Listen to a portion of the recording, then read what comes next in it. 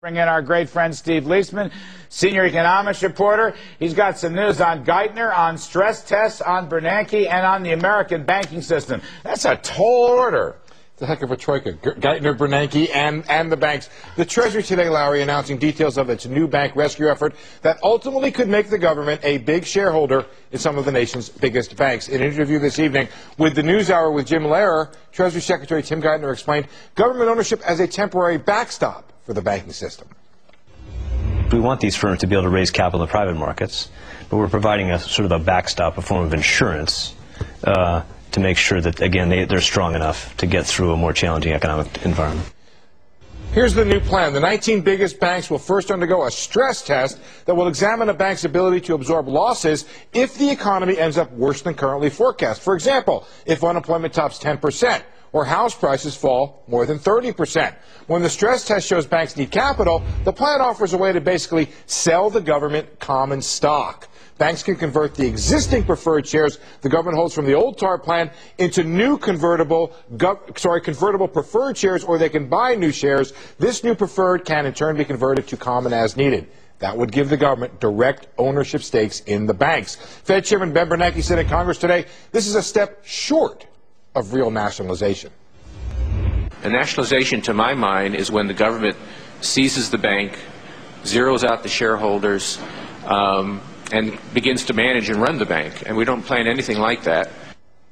The first victim or beneficiary, you take the pick, could be Citigroup, as we're likely to hear tomorrow about a new effort to rescue the bank. Really? A new effort? It'll be the third attempt. Bernanke parsing words here. Look, a straight-out FDIC takeover of a failed bank, that is total nationalization. Right. We know that. On the other hand, if the government owns 40% of the shares of Citibank, that is an effective federal takeover. Is Bernanke parsing words here, blowing smoke at us? Too clever by one, too cute by three? I don't actually think so, Larry. I think what he's saying is, look, we already have massive control of these banks, either through supervisory authority or our control of the preferred. That, look, this is not a big change from the control we have already. The big question that was unanswered for me today is, will there be government rules for exercise of the voting shares in the common stock once it gets it? I did not get a chance to ask. And another question is going to be, who's going to run this show?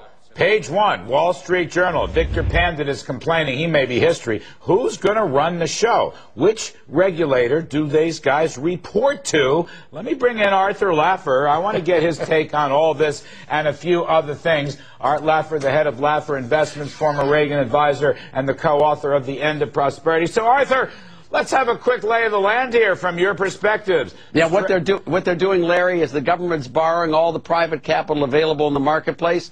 Then they're the only ones left to invest anywhere, and it is effectively a partial nationalization of not only the banks but of the auto industries. It's a catastrophe, and the market's giving a huge thumbs down and raspberry on these policies. I've never seen anything so bad in my life. What about this issue of the forthcoming Geithner plan, the public-private fund that's going to band together and purchase the toxic assets from the banks? Do you give that any credibility, any efficacy? Will it do any good? I don't. I really don't. I mean, everyone agrees with stress tests for banks. I mean, that's clear. But banks should do that on their own. And they should worry about their own capital functioning. That's what they should do. It shouldn't be a government function. And how does the government know what it's going to be in unemployment rates, what the sensitivities are here? That's something that on the companies I'm on the boards of, we always do stress testing to see how we can handle bad times.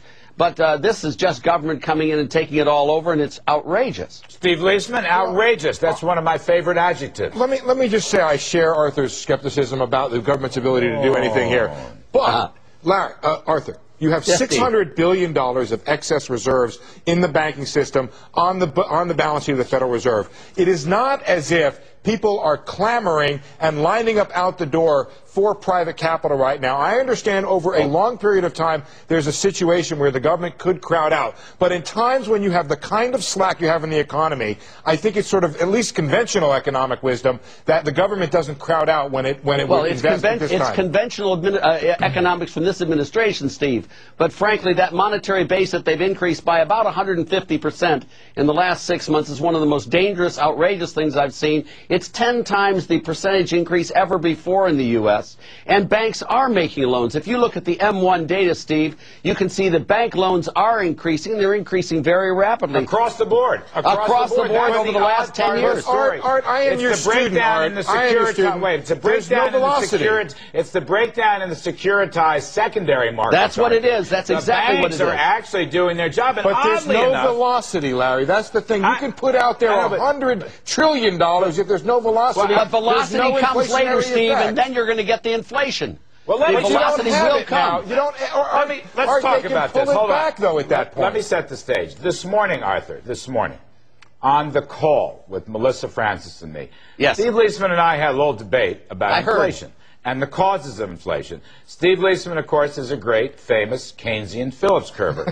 He believes that high unemployment reduces inflation, and low unemployment and strong economic growth raises inflation. On the other hand, I represented the monetary school, which says inflation is caused by too much money chasing too few goods. And Steve, as a throwaway, said with inflation and taxes, he'd like to discuss with Arthur Laffer. So I have delivered the aforementioned well, I love Steve Leisman. Let me just tell you that, Larry. Arthur, what is your response to Steve? He said he likes me, Larry. You just I do like him. Actually, we love you. It's not it's love. It's deep-seated love, and I don't even need a stress test to find this love. The Fed can't pirouette and do this sort of thing, Larry. What they've done with the monetary base is they've set into motion an enormous inflationary pressure in the U.S. economy. With the shrinking of the U.S. economy, and it's shrinking very rapidly, you not only have more money, but you also have fewer goods. That's a classic double whammy on inflation. Did you not hear that from me this morning, Mr. Leisman? I heard that from you. Did I say something that's almost virtually identical and even the same? You did. Even the same. I do not buy the idea that capacity has been so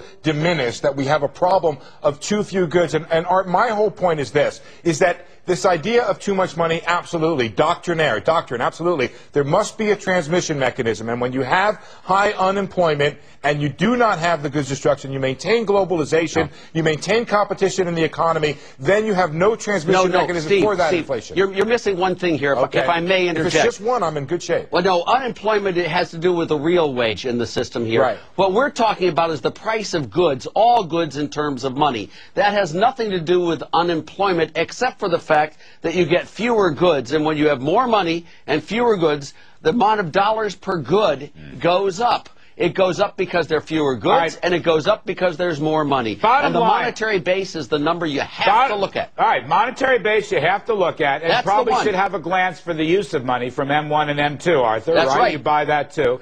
And by the way, more goods would be available to absorb the excess money. So more goods and more growth would be counterinflationary. Is that right, Art? Yeah, that's exactly right. But then, Larry, I agree with that. But then, Larry, the velocity of money is all of a sudden going to start rising. Once you see your inflation starting, Steve, then you'll see the velocity soar, and you'll get a Phil Kagan type of hyperinflation. Can Art at least admit that if the money sits on the balance sheet at the Fed, it is not at that moment inflationary? It's not sitting on the balance sheet at the Fed, and it is at that moment. That's where money always sits. The question is how much money sits where and under what demand for money. I got to push down. Last point.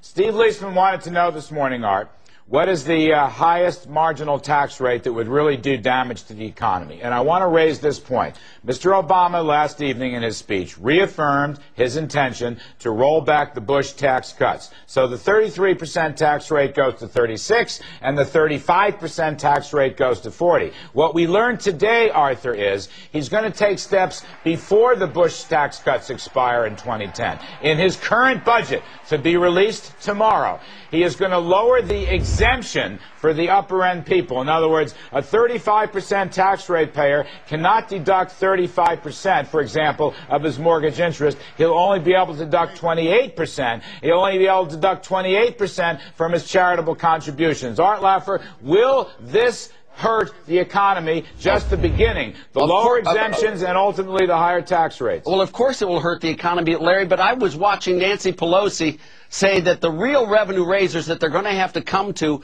and they will have to come to this, are the payroll taxes, consumption taxes, and low-income, middle-income income taxes. Sooner or later, they're going to go to that, and they're going to go really hog wild on raising taxes. And they're going to do it, Steve, and it's not going to be very far out in the future. All right, Steve, last word. Go ahead. I agree. If that happens, that's terrible. But my only point that I had, Art, was this.